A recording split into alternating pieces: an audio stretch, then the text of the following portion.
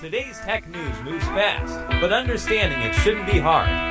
That's why Snarful Solutions Group brings you Connecting the Dots, where we break down what's happening in tech and why it matters to you. Now, let's dive in with your hosts. What if the brain of the artificial intelligence you use every single day, to draft your emails or write your code or plan your vacations, what if it isn't actually located on Earth? Right, like what if the next time you type a prompt into that clean little white box on your screen, the server doing all the heavy lifting is actually floating 300 miles above your head? Orbiting in the freezing, completely silent vacuum of space. Well, welcome to Connecting the Dots, coming to you directly from Snarful Solutions Group right here in Sacramento, California. I'm Alex. And I'm Morgan. And it is a beautiful Thursday morning, May 21, 2026. And, we have an absolutely massive, just mind-bending show lined up for you today. We really do. It's a huge news day. It really is. But first, let's get you caught up on everything you need to know before you head out the door today. Taking a look at the national weather, it's a very busy day for meteorologists across the country right now. Oh, for sure. Lots going on. Yeah, there are currently 311 active U.S. weather alerts, and 101 of those are situated over land, so definitely check weather.gov if you are traveling today or, have family flying in. Always good to double check that. Exactly. Okay. And locally here in Sacramento, it's going to be an absolute scorcher. Yeah, I felt it this morning already. Yeah, we're looking at completely sunny skies, a high of 96 degrees Fahrenheit, and very light winds blowing at maybe 1 to 10 miles per hour. So, keep that AC running. Definitely. And looking at the financial markets, it was a truly historic close yesterday. I mean, the Dow Jones Industrial Average finally broke that massive psychological barrier. Oh, it finally happened. It did. It closed at 50,009.35. That is just incredible to see that 50K mark finally cross. Right. It's up 660.52 points, or about 1.34%. The S&P 500 also had a very solid day. Right. It closed at 7,432.97, which is up just about 0.87%. Awesome. And over in the crypto world, Bitcoin is hovering this morning at, $77,142. So it's down slightly by about 0.43% over the last 24 hours, but, still holding really strong. Yeah, still a huge number. And just wrapping up with a quick look at sports from yesterday, it was a tough night for the SF Giants. Ouch. Yeah, they fell to the Arizona Diamondbacks 3-6. Better news for the Oakland Athletics, though. They edged out the Los Angeles Angels 6-5. Nice. And the Sacramento Kings. They enjoyed a well-deserved night off. Good for them. All right, well, let's set the agenda for today's tech report because we are dedicating our entire focus to one massive, just multi-trillion-dollar earthquake that basically just hit Wall Street this morning. Yeah, it's all anyone is talking about. Right, I'm talking about the SpaceX IPO filing that just dropped. Over the next few minutes, we are going to show you how this document reveals a wild web of, space-based data centers, secret billion-dollar Bitcoin holdings, a jaw-dropping $15 billion deal with a direct AI rival. Which is just insane to think about. Seriously. And a massive on-the-ground environmental controversy unfolding right now in Memphis, Tennessee. It is just a fascinating look at how the digital cloud is colliding incredibly hard with our physical reality. But first, today's episode is brought to you by Strong Coffee, the premium instant coffee that tastes like a traditional brew, but is packed with 15 grams of protein, MCTs, and adaptogens like ashwagandha. Get clean, sustained energy without the jitters. Use promo code SNARFUL for 20% off at strongcoffeecompany.com. Okay, let's unpack this SpaceX IPO filing. Because for anyone listening who might not be a huge finance junkie, an S-1 is essentially the massive disclosure document a company has to file with the Securities and Exchange Commission before they go public, right? Exactly. It's where they basically have to lay all their cards on the table. You can't hide anything in an S-1. Right. And SpaceX has officially filed to list on the NASDAQ under the ticker symbol SPCX. But, the numbers we're seeing here are almost hard to comprehend. They really are. Yeah. They are aiming for a valuation somewhere between $1.5 trillion and $2.5 trillion. Yeah. Which is just like the GDP of a major country. Oh, easily. If they hit that, it would potentially be the largest initial public offering in the history of the market. But the sheer size isn't even the most interesting part of the document, if you can believe that. Really? What stands out more than $2 trillion? Well, when you read through these 250 plus pages, the company explicitly reframes itself. Like they're no longer just pitching themselves as a rocket company or, a satellite internet provider. Oh, interesting. So what are they calling themselves now? They are pivoting hard to become an AI infrastructure giant. Right. And that pivot is exactly what caught my eye, because you look at their core business and it's doing incredibly well, but then you look at their bottom line and they are bleeding cash. Yeah, the math is kind of shocking at first glance. Can you break down the actual revenue numbers they reported for us? Absolutely. So in 2025, they generated $18.7 billion in revenue. Which is huge. Huge. And the lion's share of that, about $11 billion, was driven by their 10.3 million Starlink subscribers. Right. Everyone has Starlink now. Exactly. But despite bringing in almost $19 billion, they still posted a net loss of $4.9 billion for the year. Wait, a loss of almost $5 billion? How do you lose that much when you're pulling in $19 billion? Well, the culprit is massive, unprecedented spending on AI infrastructure. The filing argues this core thesis, and it's a quote, "The future of AI will be determined by the control of the physical stack." Okay, let's explore this idea of the physical stack, because I think most of us listening are used to thinking about artificial intelligence as, well, pure software, right? Right. It's just code in the cloud to most people. Exactly. It's an app on our phone. It's a chatbot we talk to. It's code. But this S1 is basically saying that the software isn't the real battlefield anymore, right? Precisely. The algorithms are becoming somewhat commoditized. Like, everyone has a smart chatbot now. The real bottleneck holding back the future of AI is physical hardware. So we're talking about, the actual physical things that make it run. Yes, it's having enough silicon chips, enough electricity to power those chips, and the massive networking cables to connect them all. SpaceX is aggressively weaving together its reusable rocket business, its Starlink satellite network, and the massive xAI supercomputers into one unified industrial engine. And that leads us to the part of this filing that honestly sounds like it was ripped straight out of a sci-fi novel, but is apparently a very real, very heavily funded business strategy. Yeah, this part blew my mind. Right. They outline plans to launch solar-powered orbital AI compute satellites as early as 2028. We're literally talking about launching data centers into outer space. Literally into orbit. But why on Earth, or I guess why off Earth, would you go through the immense trouble and expense of putting a server rack in orbit? It sounds completely absurd, right? Until you look at the pragmatic physical limitations we are hitting down here on the ground. Like what? Well, terrestrial power grids are completely tapped out. Data centers require gigawatts of electricity, and we are simply running out of places to plug them in. You can't just build a nuclear plant overnight. That's true. But in space, you have constant, unfiltered solar power. There is no atmosphere blocking the sun, and there is no night cycle if you position the orbit correctly. You just get endless, free energy. Okay, but I know how hot my laptop gets just rendering a simple video. Okay. If you put a massive supercomputer in space where there is no air to blow across the processors with a cooling fan, how do you keep the chips from just melting into slag? That is where the engineering gets so fascinating. Because you are in a vacuum, you can't use traditional convection cooling. There's no air to blow around. Right. Instead, they are utilizing technology they've already proven on their Starlink satellites, vapor chambers, and active cooling loops. How does a vapor chamber work exactly? I'm trying to picture this. Think of it like a sealed metal sponge, okay? And it's filled with a tiny bit of liquid. When the AI chip gets hot, the liquid right next to it boils and turns into vapor. Okay, makes sense. That vapor then travels to a cooler part of the chamber facing the cold vacuum of space, dumps its heat, turns back into a liquid, and wicks right back to the chip to do it all over again. Oh, wow. Yeah. It's a closed loop that requires zero moving parts and zero air. By moving compute to orbit, they bypass our planet's terrestrial power and thermal constraints entirely. That is absolutely mind-blowing, the sheer audacity of it. And because they build their own reusable rockets, they actually have the delivery mechanism to afford to put it up there. No other AI company can do that. Wow. And, speaking of audacity, tucked away in this futuristic blueprint was another massive financial revelation that is making huge waves this morning. They are apparently sitting on a dragon's hoard of cryptocurrency. They really are. The S1 confirmed that SpaceX quietly holds 18,712 Bitcoin. Just quietly sitting on it. Yeah.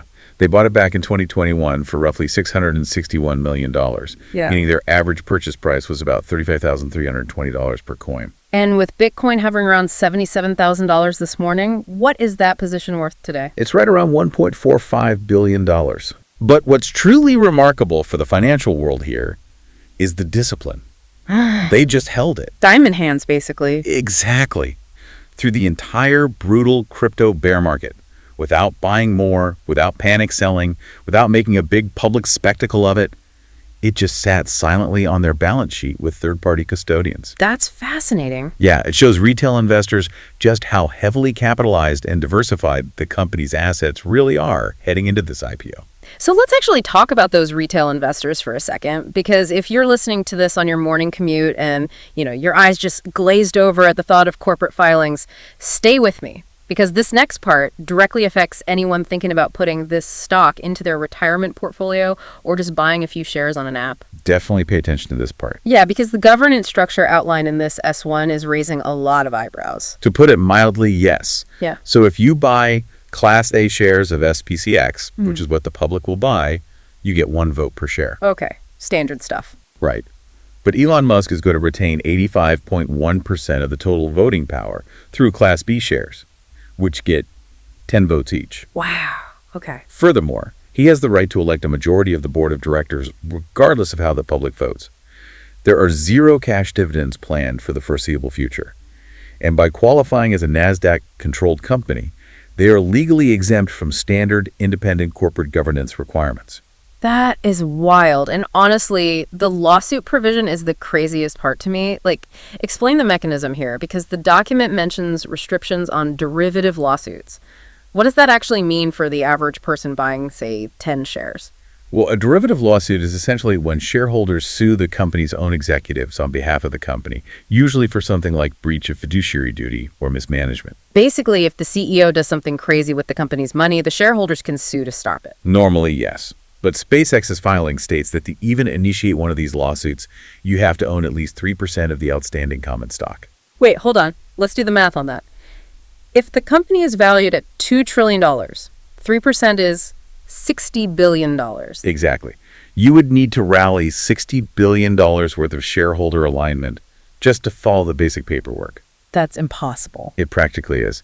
And even if you somehow did that, you have to do it in a specific Texas court with mandatory arbitration, and you explicitly waive your right to a jury trial. Okay, so let me get this straight. Buying a share of SPCX is basically like buying a ticket to a concert.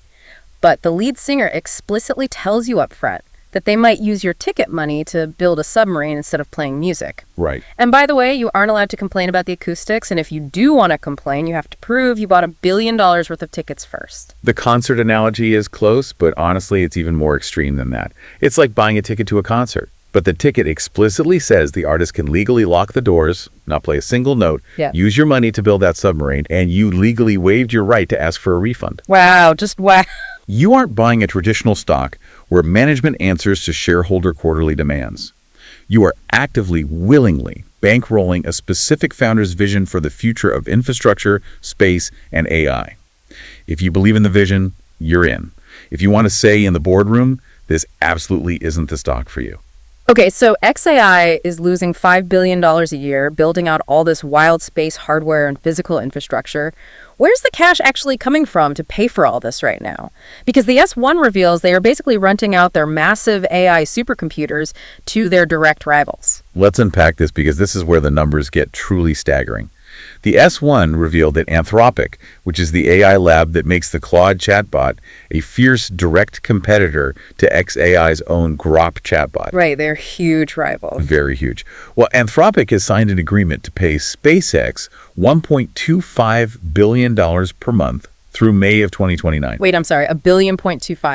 Per month. That works out to roughly $15 billion a year. That is just, I can't even wrap my head around that number. Anthropic is paying this eye-watering sum just to rent physical space and computing power at SpaceX's Colossus 1 and Colossus 2 data centers located in Memphis, Tennessee. So when I'm, using Claude at work to summarize a PDF or draft an email, what is that actually costing these companies behind the scenes? We just see a clean white interface, but what's the reality? The reality is an absolute financial furnace. The numbers in this S1 show that xAI lost $2.4 billion in just the first quarter of 2026 alone. Just the first quarter? Yeah, they spent roughly $7.7 billion on physical infrastructure in just 3 months. That puts them on a massive $30 billion a year run rate. And that explains the Anthropic deal perfectly, doesn't it? It goes back to that physical hardware bottleneck we discussed earlier. There simply isn't enough raw computing power, specifically these high-end AI chips, to go around. Exactly. It is forcing fierce competitors to literally share the exact same physical hardware. Right. SpaceX has built this massive compute cluster, but they don't currently have the internal consumer demand to use it all themselves, partly because usage of their own Grok chatbot has reportedly dropped. Ah, okay. So they are acting as what the tech industry calls a neocloud provider. They are taking all that unused, overbuilt hardware and monetizing it by renting it to the competition. It's like building a 100-room mega mansion that you absolutely can't afford the mortgage on. So to keep the bank from foreclosing, you end up renting 80 of those rooms out to your biggest rival, the guy you're actively trying to beat in a neighborhood competition. It's wild. It is wild, but it's a brilliant move when you view it through the lens of this IPO. How so? Well, Wall Street hates seeing idle assets, especially when those assets cost billions of dollars and are depreciating every single day. This is what the S1 calls a dual monetization strategy. By securing a guaranteed $15 billion a year from Anthropic, xAI is showing public investors that even if their own consumer chatbots stumble, they have built a highly lucrative cloud infrastructure business that acts as a solid floor for their revenue. Moving on to our next story, let's look closer at the terrestrial reality of this deal, because you can't just plug a $15 billion server farm into a standard wall outlet. No, you definitely cannot. Right. To generate all that computing power that Anthropic is renting, xAI needs electricity. And that is causing massive friction on the ground right now in Tennessee. When we talk about a gigawatt of power for these Colossus data centers in Memphis, we really have to pause and put that scale into perspective. Please do, because gigawatt just sounds like a Back to the Future reference to me. Right. Imagine taking the entire power draw of a major metropolitan city like, say, San Francisco, and funneling all of that electricity into a single windowless warehouse complex. That's terrifying. The local Memphis power grid simply cannot supply that much juice on demand. They blow the grid. So xAI has resorted to generating its own power on-site using natural gas turbines. And they are really doubling down on this. The IPO filing reveals that xAI is planning to spend another $2.8 billion on new natural gas turbines over the next 3 years. Yeah. And this is all happening directly amidst a major federal lawsuit of the air pollution. This is where the abstract, futuristic concept of the cloud collides very harshly with local communities. The NAACP has filed a lawsuit against xAI for running unregulated gas turbines. Unregulated. Yeah, these turbines emit nitrogen oxides, or NOx pollution. When NOx reacts with sunlight, it creates ozone, which is a major contributor to asthma-inducing smog. That's awful. And this is happening right in Memphis's Boxtown district, which is an area that has already historically struggled with industrial pollution and degraded air quality for a long time. The numbers in the lawsuit are really striking, too. The organization points out that xAI has state permits to operate 15 of these turbines, but as of recent reports, they are currently operating 46 of them. Almost triple what's permitted. Right. And each of these industrial turbine types has the potential to emit thousands of tons of pollution annually. So how exactly are they getting away with running triple the number of permitted industrial generators? It comes down to a highly contested legal and regulatory loophole. SpaceX and xAI are officially claiming that these turbines are technically mobile equipment. Mobile! They weigh tons. Yes, but why? Because they are literally still sitting on the flatbed truck trailers they were shipped on. You're kidding. I'm not.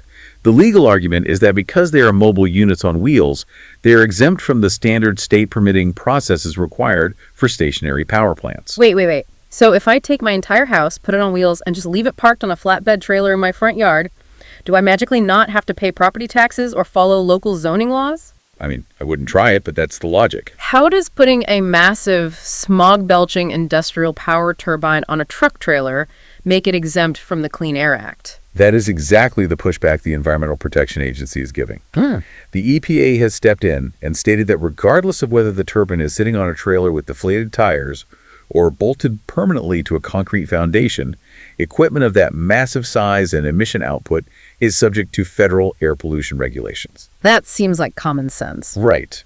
They ruled earlier this year that xAI is operating in violation of federal law. Now, SpaceX explicitly acknowledges this regulatory risk in the S1 filing, noting that if they face injunctions, it would adversely affect their AI business. But they are still buying more. Exactly. The fact that they're committing another $2 billion specifically for more of these mobile gas turbines shows they intend to fiercely contest this interpretation in court. It really brings the whole thing down to earth for you as a listener. Right. Like, while working professionals and tech companies everywhere are benefiting from this incredible cutting-edge AI software to make their lives easier, it's local communities, like the residents in Memphis, who are bearing the physical, environmental brunt of this AI arms race. A heavy price. It is. They are the ones dealing with the degraded air quality so that the servers can keep humming. It perfectly illustrates the core thesis of SpaceX's own IPO filing, really. The competition in artificial intelligence is no longer just about who has the smartest software engineers writing the best code. Right, it's moved way past that. It's about who can navigate physical transmission bottlenecks, electrical grid shortages, supply chain constraints, and, as we are seeing in Memphis, mounting political and legal resistance to massive physical infrastructure. Before we wrap up, a quick thanks to Old Glory, an iconic music and sports fan merch store, perfect for the techie in your life. Use promo code SNARFL for 15% off at oldglory.com. To tie all these threads together today, this SpaceX filing really is a roadmap for the next decade of technology. We started by unpacking their futuristic vision of deploying AI data centers into the cold vacuum of orbit to escape Earth's power limits. Which still sounds like a movie plot to me. Oh, entirely. But then we looked at the staggering financial reality of today, where companies like Anthropic are paying $15 billion a year just to rent space on existing supercomputers. And finally, we landed on the very real, very grounded smog and legal battles happening in Memphis right now over the natural gas turbines needed to keep those computers running. It paints a vivid picture of an AI industry that is accelerating so fast, it is colliding hard with the physical limits of our planet. It really is a stark reminder that every time you interact with the digital world, there is a physical machine somewhere spinning, consuming immense power, and taking up space. Which leaves us with a final provocative thought for you to chew on today. As artificial intelligence becomes deeply, permanently embedded in our schools, our jobs, and our critical infrastructure, how comfortable should we be that a single entity is attempting to control the entire physical stack? That's the big question. Right. From the energy generation to the massive compute power to the satellite internet connection to the reusable rockets that launch them, all under a corporate structure where the public has absolutely zero voting power. It is definitely something to think about the next time you ask an AI to write an email. For sure. We're here to help at Snarful, so reach out on our website if you have any more questions. That's a wrap on today's top stories. Remember, tech doesn't have to be complicated, and we're here to help connect the dots. If you've got questions or want to learn more, visit us at snarful.com. Thanks for listening, and we'll catch you next time.